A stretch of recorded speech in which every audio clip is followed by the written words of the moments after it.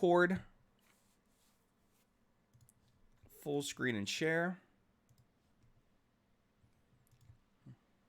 All right. And let me get out the practice final here. Perfect.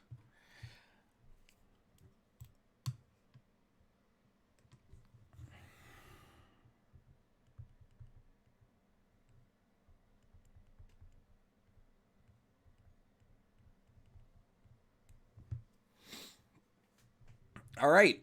And let's go ahead and do this practice final. So, refresh my memory, please.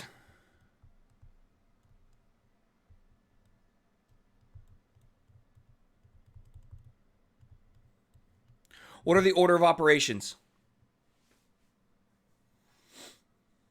What are the order of operations?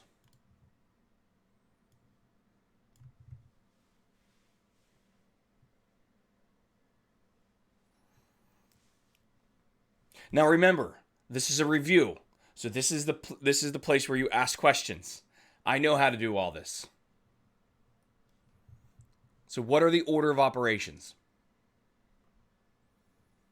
Parentheses, exponents, multiply or divide, I guess. Like hand in hand, and then addition or add and subtract. Good. Now the key here is with a multiply and divide or the add and subtract. These two right here. You do them left to right.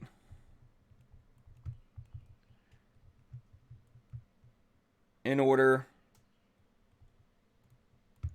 Let's put when they appear.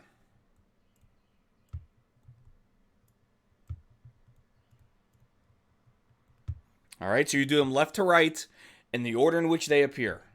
So, our first example of the day is just a warm-up question, which deals with the order of operations.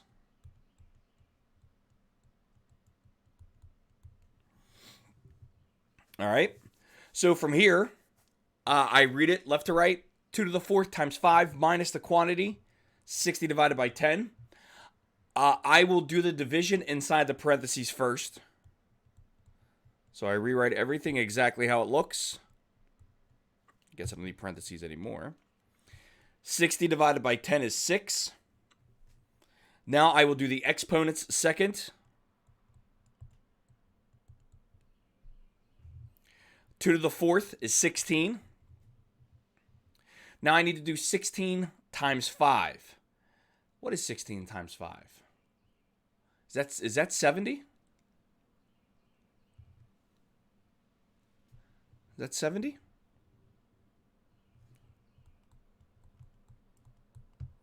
Well, 80. And then we got 80 minus 6, which is what? 74. So a nice, easy, simple problem for us to warm up with. Okay? You're probably going to have a couple of those on your final. And they're going to be at the beginning to kind of just warm you up. All right? The next thing we need to really be concerned with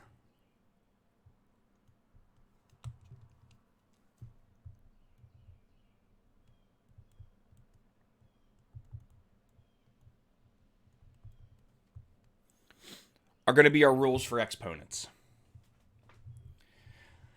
How many are there?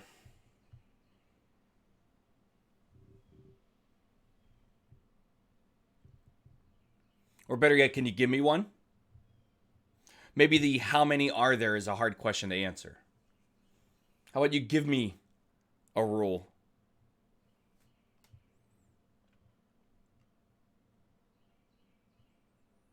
Oh boy.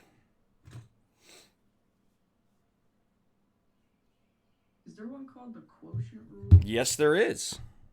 I think it's like where if you're like dividing and it's the same base, you can subtract, I think. That's exactly what you do. So when the bases are the same, you're going to subtract the exponents. So that's one rule. What's another rule? Good.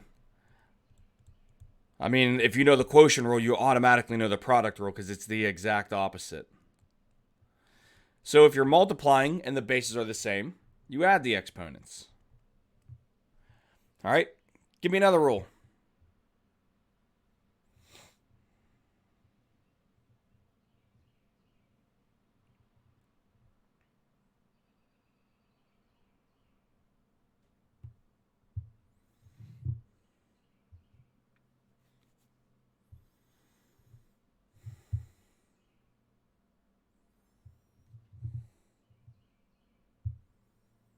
How about another rule?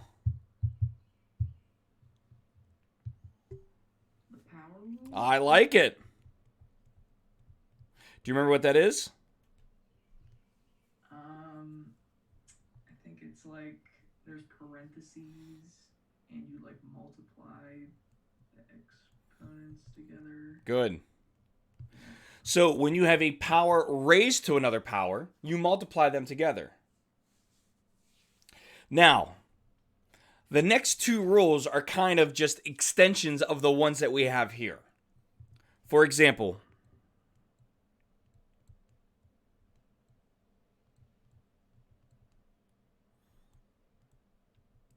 you have the general power rule, which says this.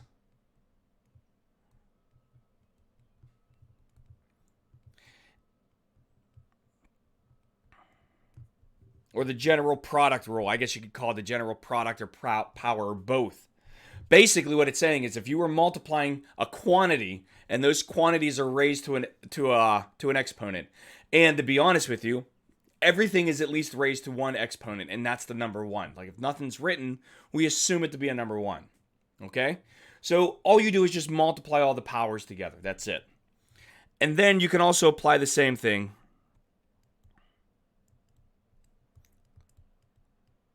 for your quotient as well.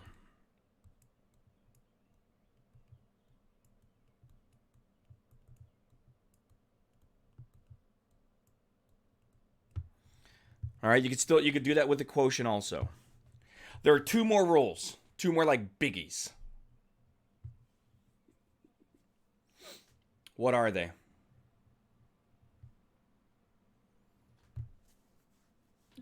Zero? I like it. Yes, that's exactly what it is. So we have a 0, exponent rule.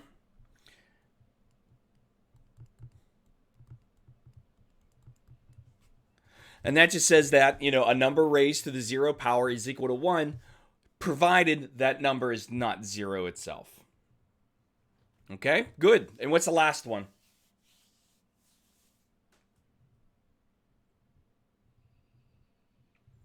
What is our last rule? This is the one where we always have to make sure that our answers do not contain these.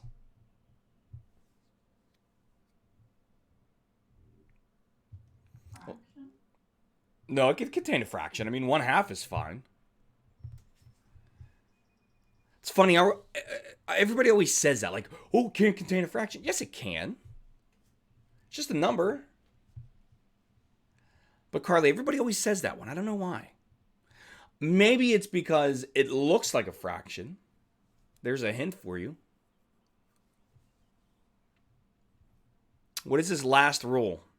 It'll say in the directions, make sure that your exponents are this. Or blank exponents only. I'm sorry, go ahead, April. Positive. There you go. So what is that rule called? You got me.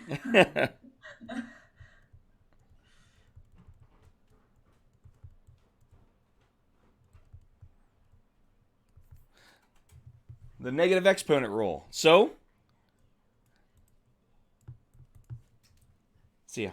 This says that if you have a raised to a negative exponent, you can always make it a positive exponent by reciprocating it.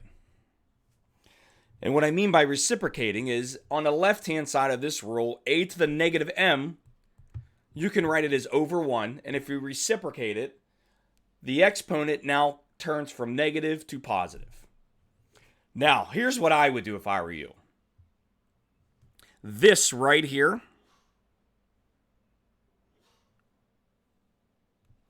I would have on its own sheet of paper, and it would be written out nice and neat with maybe a little example on the side. Like something like, I'll write it off to the right here, even though it's not going to look that good.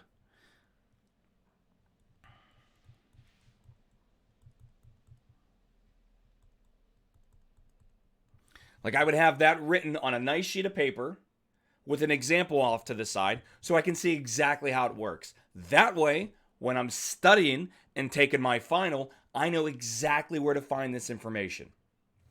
Because the directions for the problems are going to be very simple. It's going to say,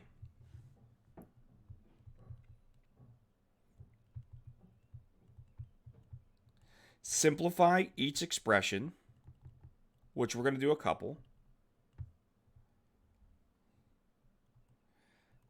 Positive exponents only. Okay? So,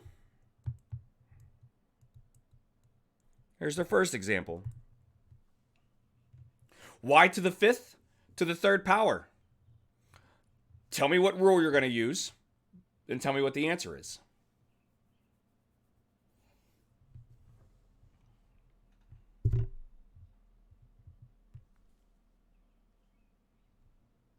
Use the power rule. Good, I love it. Who said that, Jay? Yep, I agree. So power rule, and you get y to the eighth. Because 5, oh, now I did it wrong. You get y to the 15th. Because 5 times 3 is 15. Does that make sense, everyone? I mean, pretty straightforward. All right. Next.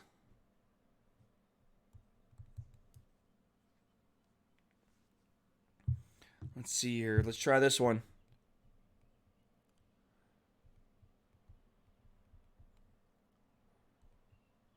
There you go.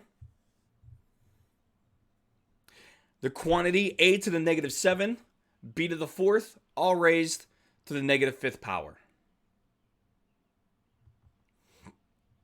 So how do we want to approach this? I mean, there's really only one thing that I can do right now. Actually, I see two. But I think one pathway is a little bit easier than the other one.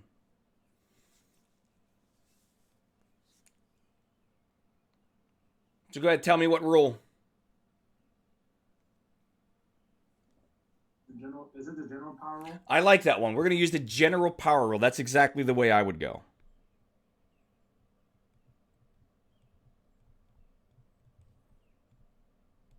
So I see a bunch of things inside parentheses being multiplied, and they're all raised to a power. And then that quantity is raised to another exponent. So I'm just going to go ahead and I'm going to use my general power rule to give me, let's see here, negative 7 times negative 5 is a to the positive 35. And then b to the 4th raised to the negative 5th is b to the negative 12th. So notice what I did is got rid of the parentheses by applying my general power rule. What's my next move? Because there's one more move I need to do here.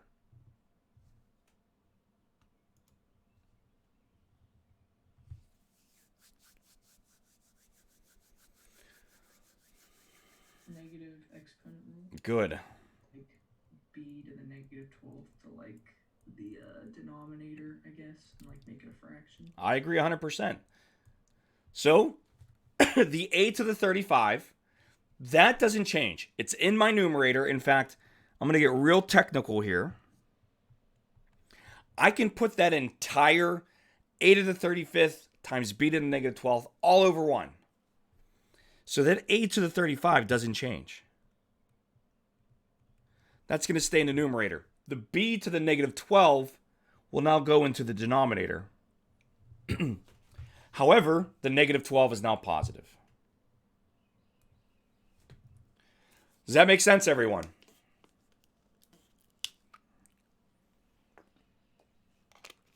All right. Let's keep going. Let's do another one.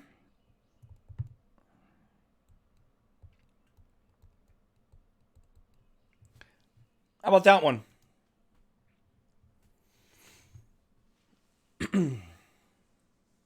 Now, I see a bunch of different rules I can do here.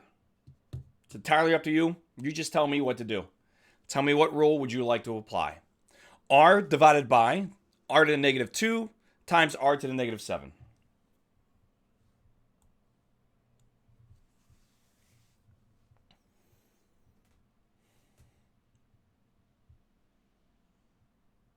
What do you think? I mean, here's the nice part. Let's be honest. Here's the nice part. The numerator and denominator all contain the same base, which is the letter R. All you got to do is pick a rule and stick with it now. I see a negative exponent rule I can apply. I see the quotient rule I can apply. And I see the power or product rule I can apply. I can do any one of those three. Pick one.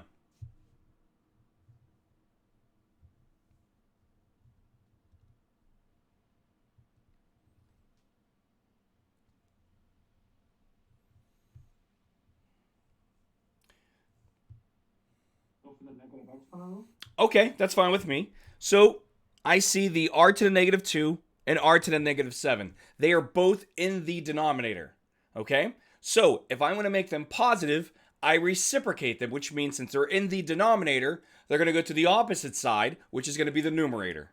So I get r to the first, r to the second, r to the 7th. So we did the negative exponent rule. I agree with that rule.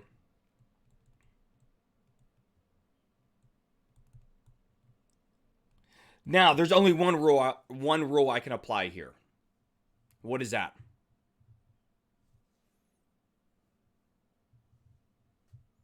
Product rule? Good. So since the bases are the same, I add the exponents together. 1 plus 2 is 3. 3 plus 7 is 10.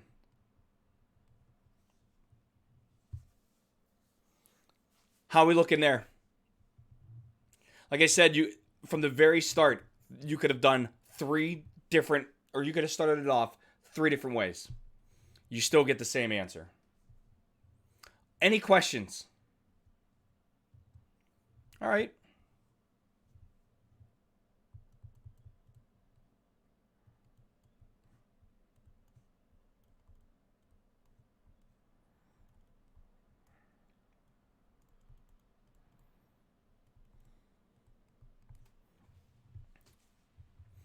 So, how do we simplify expressions? Or better yet, let's start off at the very start of this. What is an expression?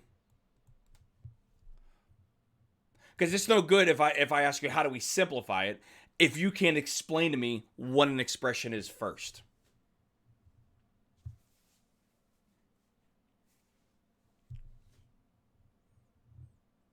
That's kind of like the why did you do that? And then your answer is, well, I don't know. I just did it because I know.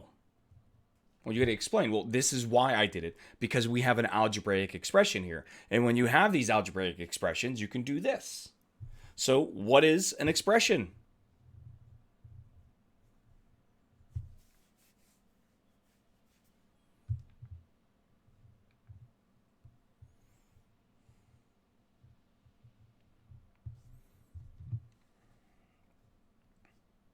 I mean, I think it's a fair question.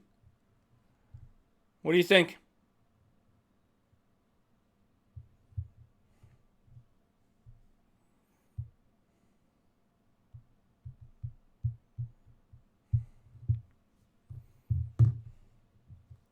What is an expression?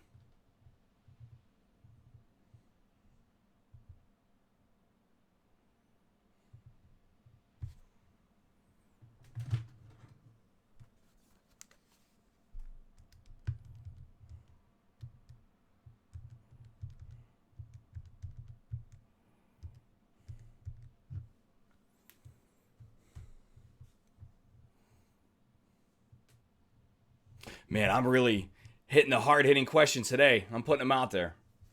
The only thing I can think of is that I think they don't have equal signs. Well, equations do, but I agree with that. I can't really define it. No, that's fine. I agree with that. So, might as well just put that in parentheses. No equal sign. All right. An expression We'll get more technical here. I'll just use the word algebraic. An algebraic expression is a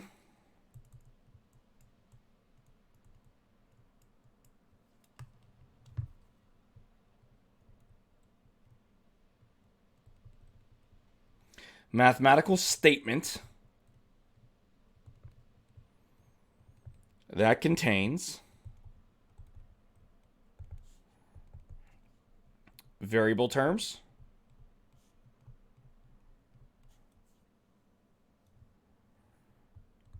constant terms,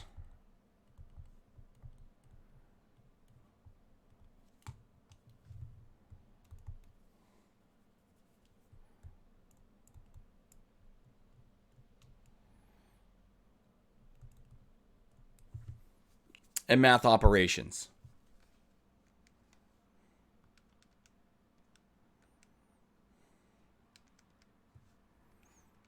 Okay? So they contain three things: variable terms, constant terms, math operators. All right?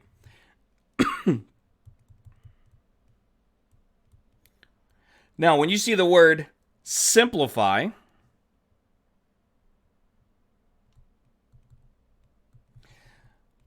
that just sums up this statement right here, or this question. How do we combine like terms?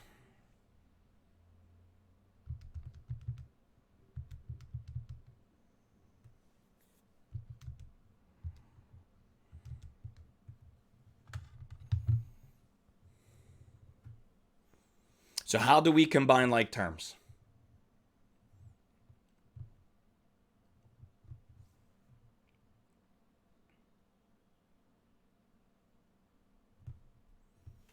They have to have like the same variable and like exponent. Perfect. Couldn't have said it better myself. Same variable, same exponent. Okay?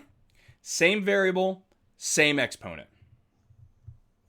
So, when I ask the question, how do we simplify expressions? You should be thinking, I'm going to be combining like terms, and those terms are going to be variable terms, constant terms, and everything's going to be mixed up with some math operations. So, here's our first example.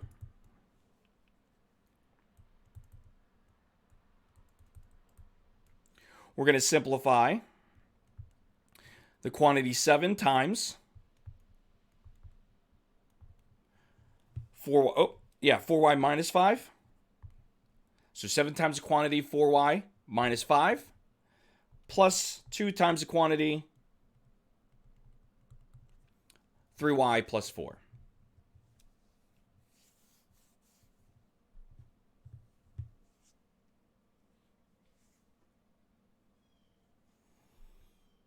Okay, so notice there's no equal sign, which makes this an algebraic expression. We have variable terms, we have constant terms. We also have these parentheses. And I know my goal is to combine like terms here, which means I need to remove the parentheses. How do I remove the parentheses?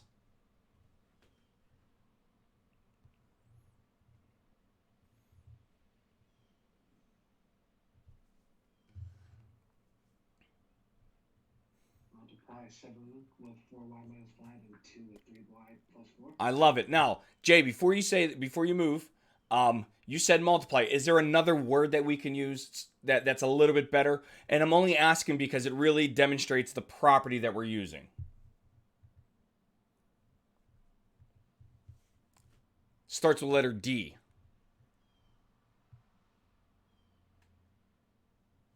Now, you're muted, by the way. If you're giving me the answer, I can't hear you.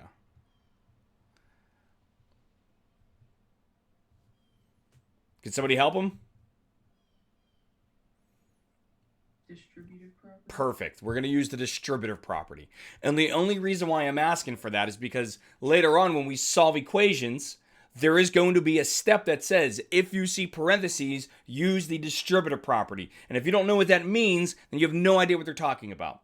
So we're going to use our distributive property. And we're going to do exactly what Jay said to do, which is multiply. 7 times 4, 28y, minus 7 times 5, 35, plus 2 times 3, which is going to be 6y, and then 2 times 4, which is plus 8. So from here, now we can combine like terms. We're looking for same variable raised to the same exponent, or we're looking for the situation where there is no variable. All right? So I see 28 plus 6. So I'll come off to the side, add them together. So you get 34y. And then negative 35 plus 8. It's going to be negative 27. Are there any questions? Now, maybe I went a little bit overkill with this example, but this is a review. So I'm making sure that we cover all bases. Are there any questions? Okay, you're going to do this one.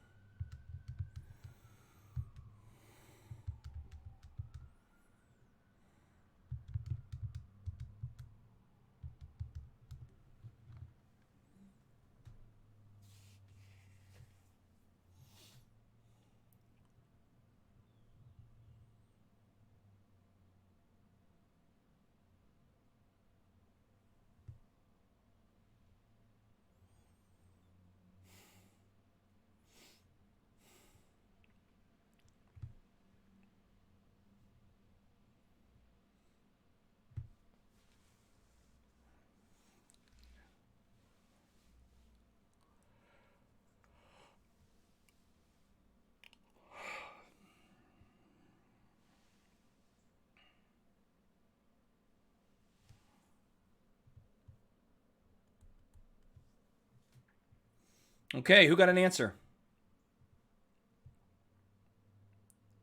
Or would you like me to give you the answer? And then maybe we can work on it. All right, so here's what I came up with. If I'm doing this correctly, 36x squared minus 24xy plus 4y squared. What is the key to doing this problem? What is the key to finding or simplifying this? There is something that you have to do first.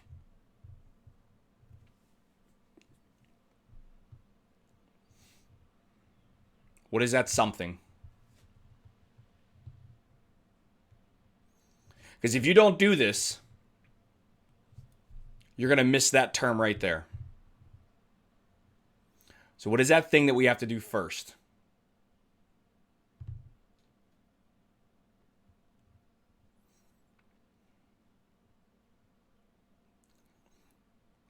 Juliana, what do you think?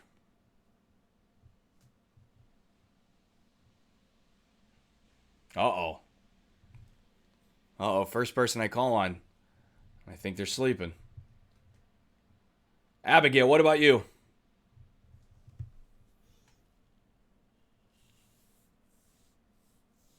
I mean, if you don't know, just say I don't know, and that's fine. That's why we're reviewing. 2 people sleeping.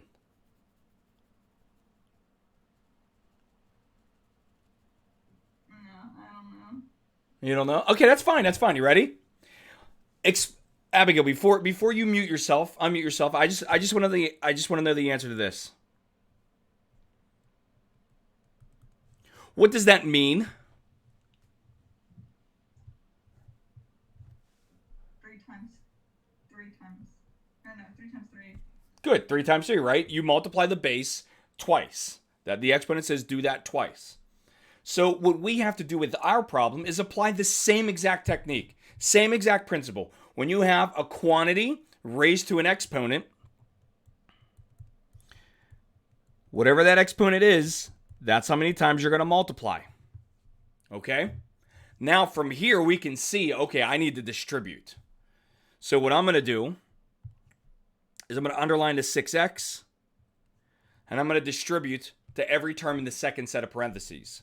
6x times 6x is 36, x to the second power. And 6x times negative 2y is minus 12xy. So now that I did that, now that I distributed, I'm going to do the same thing, except I'm going to underline the 2y, the negative 2y, and I'm going to do it again. This time, though, I'm just going to put it underneath. I'm going to group like terms, in other words, while I'm doing the problem. So I get negative 2y times 6y. Now, off to the right, that is going to be negative 12yx. However, since we're multiplying the y and the x together, order doesn't matter. So I'm going to write it directly underneath as negative 12xy. I'm just going to put it in alphabetical order. And then lastly, negative 2y times negative 2y is positive 4y to the second power. Now I have everything grouped. I'm just going to add straight down. I'm going to combine all my like terms.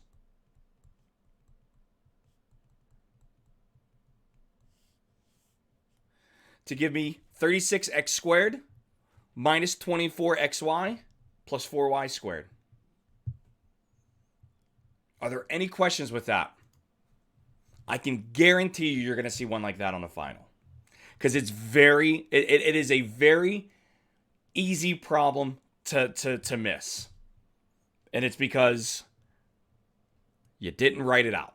You got it. You have to write this out. Any questions? All right.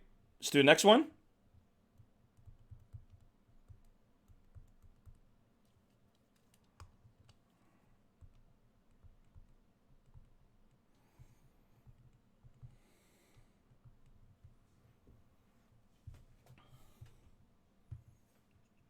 And while we're here, we might as well review the names of polynomials. The first polynomial in the parentheses, what type of polynomial is that? The x minus 5. What type of polynomial is that? Binomial. Good. Why'd you say bi? Because it has two terms. Perfect. 2 terms. So it's a binomial, like a bicycle has 2 wheels. All right. What about the second set of parentheses? What's that polynomial called? Trinomial. Perfect. Thank you, Carly. It's a trinomial. Just like a tricycle has 3 wheels, a trinomial has 3 terms. So our approach is the exact same. We're going to distribute. Underline the x. Multiply every single term by the x. So x times x to the second is x to the third. X times negative 2x is going to be negative 2x squared. And then x times 6 is plus 6x.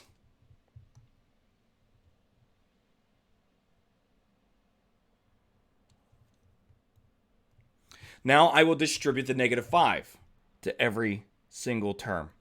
And remember, what I'm going to do is I'm going to write my answers directly underneath, and I'm going to start one column over. Negative 5 times x squared, negative 5x squared. Negative 5 times negative 2x. Well, a negative times a negative is a positive 10x. And then negative 5 times positive 6 is negative 30. Now all I'm going to do is just combine all my like terms that are already grouped together. X to the third minus 7x squared plus 16x minus 30.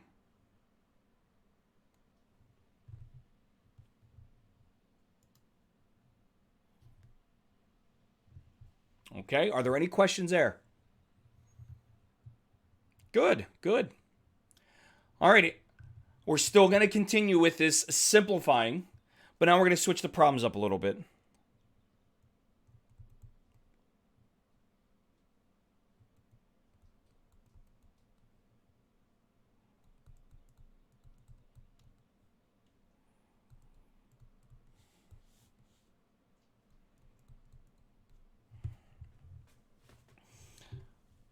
All right, so we have negative 20x to the 6th plus 16x to the 4th minus 24. And that is all divided by 4x squared.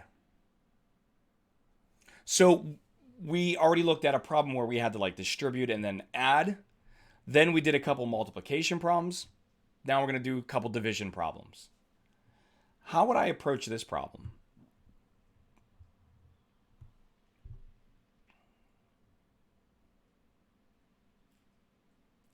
I mean, I'm going to be honest with you. There is something that I see here that I absolutely love. Like I see this one thing and I'm like, oh, okay, it's a lot easier than I thought. What am I looking at?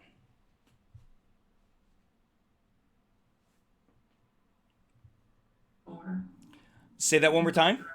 You can factor out a 4 from top and bottom. I could. I'm not going to do that though. Or you could just divide. I'm just going to divide. More importantly, what type of polynomial is my denominator right there? What type of polynomial? Well, it only has one term. So it's a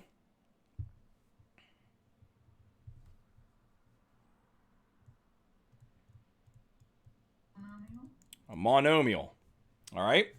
So when we have a monomial, what we do is we are going to break up our problem and we're going to divide every single term by that monomial. So we're just going to break it up. And what we do next is we simplify each division by itself very easily. We'll start with the numbers first, and then if there's variables and exponents, we do them second. Oops. So here we go. We're going to start with the first fraction. Negative 20x to the 6th divided by 4x to the 2nd. Do the numbers first. Negative 20 divided by 4, negative 5. Now we see exponents. The bases are the same, so we subtract them. X to the 6th divided by x to the 2nd is x to the 4th. Okay, now I see a plus sign in between the first and second terms, so I put a plus sign. Now the middle term. Do the numbers first. 16 divided by 4 is 4. X to the 4th divided by x to the 2nd is x to the 2nd. Now I see a subtraction symbol in between the second term and the third term, so I put a subtraction symbol.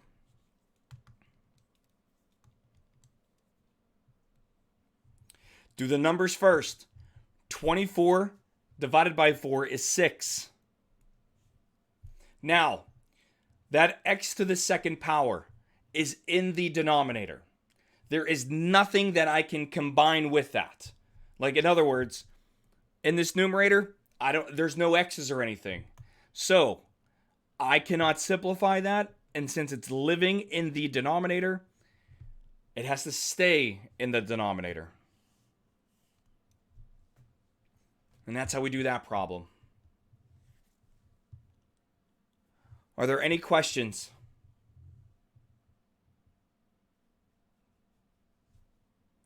April, that was a big yawn. Not going to lie. I feel you on that. I've been up since 5:30 today. Artie was barking real loud. So I had to take him out, and I've been up ever since. Next problem.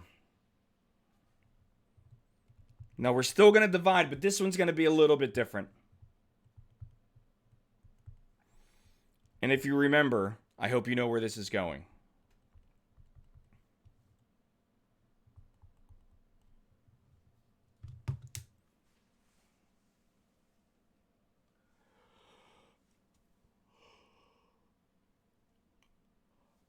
So we have 2x to the third plus 3x squared minus 17x plus 1, all divided by x minus 2. So, right off the top of my head, when I'm looking at this problem, I'm thinking to myself, okay, number one, how do I do it? Number two, is there any other way I can do this problem? And what I'm looking at right now, there are two ways. What are those two ways?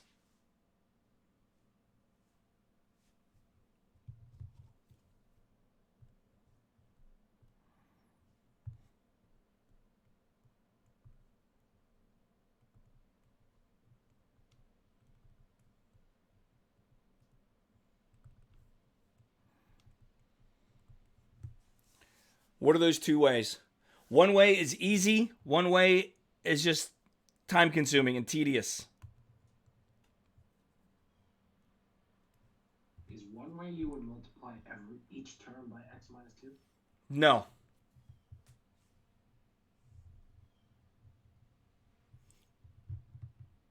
Nope. Good guess, Jay. But I would not do that. What you're trying to do is you're trying to solve. All right, there's no equal sign here. We're not solving for x. We're just dividing.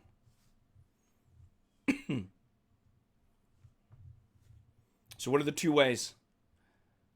Like I said, one way is super easy. The other way is very tedious.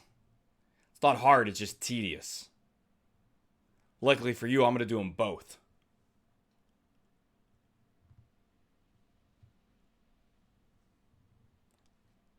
All right, April, you get to pick. Do you want me to give you the easy answer or the tedious answer? I guess do the easy one first, since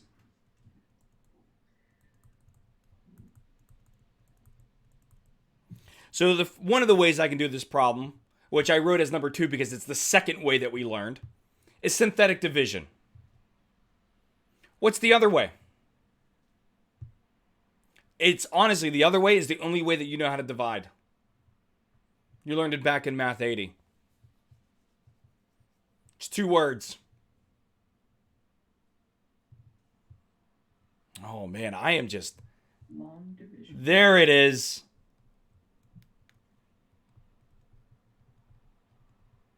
There it is, long division. I'm going to do this problem both ways. Now, regardless of what method I choose, doesn't matter. I like using different colors, so bear with me. Regardless of the method,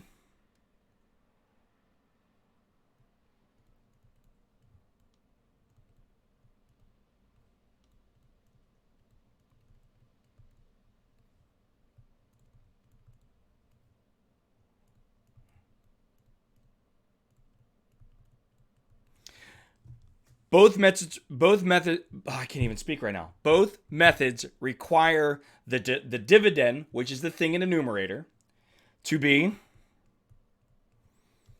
in descending order with no missing terms. So regardless of what method you pick, that numerator or that dividend better be in descending order of degree with no missing terms. If it's missing terms, you got to fill them in.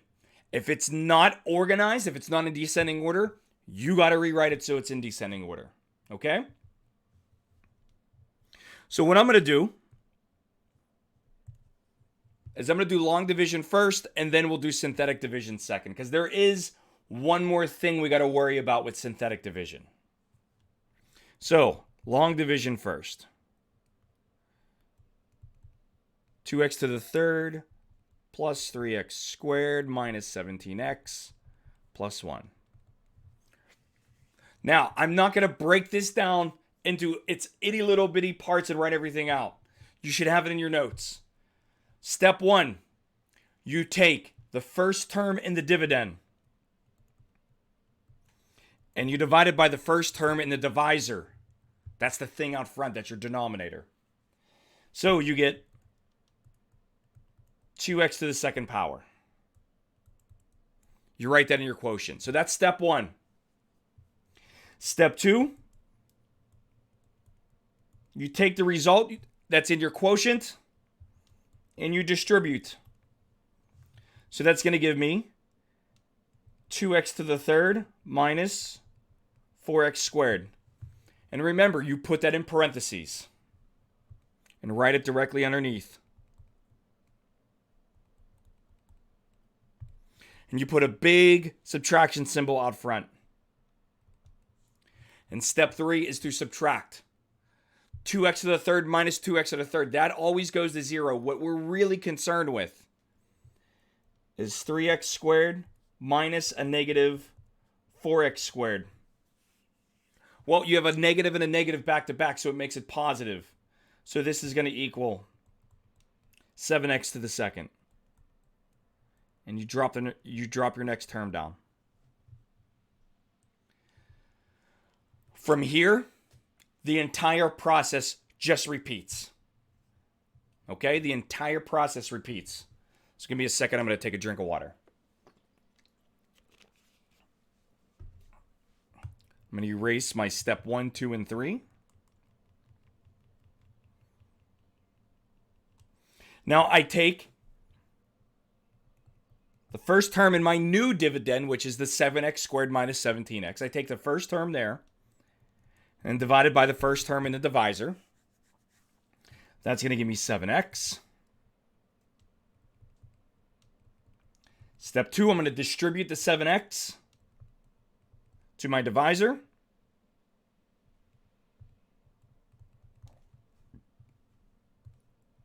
So that gives me 7x times x is 7x squared. 7x times negative 2 is negative 14x. I put it in parentheses and write it directly below with a minus sign out front.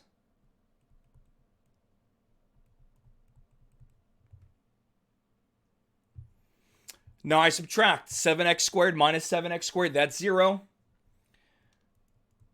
Negative 17x minus negative 14x is really negative 17 plus 14, which is going to be negative 3x.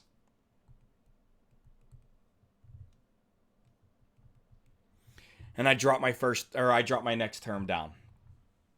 Oh, I forgot to write it up top. My bad. I do that all the time.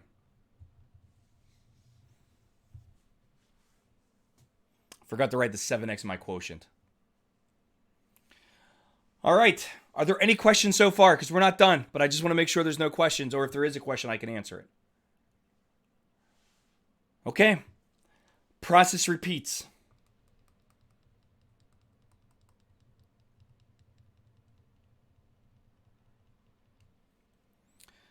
So I take negative 3x divided by x.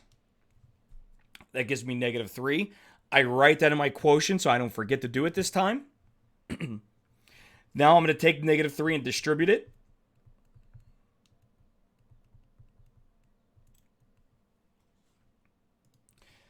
That's going to give me negative 3 times x is negative 3x.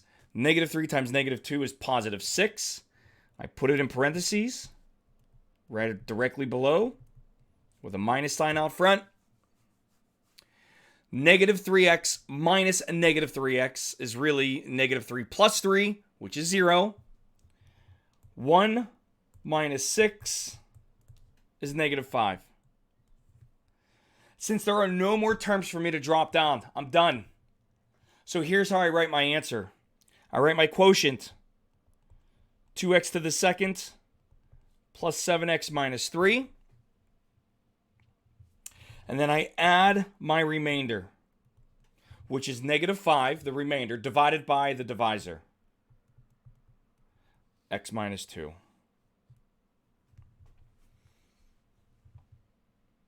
Okay, are there any questions there?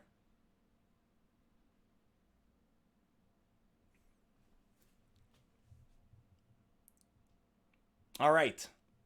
So, for the synthetic division part, okay, I'm going to rewrite the problem.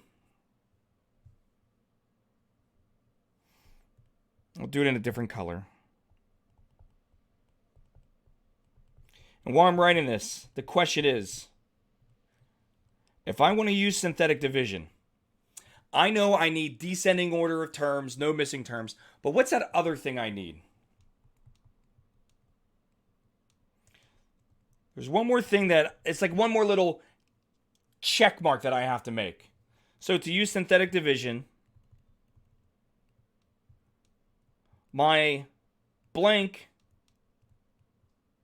must be in the form with another blank. The divisor has to be x minus c. Courtney, excellent job.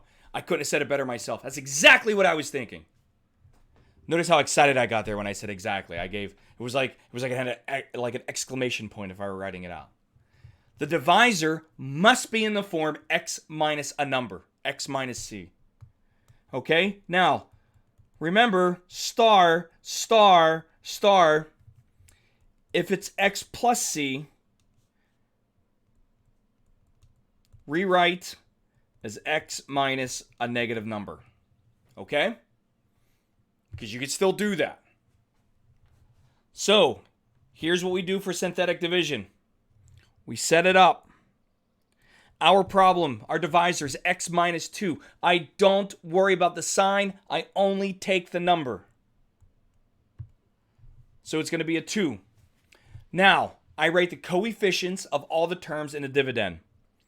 2, 3, negative 17, positive 1.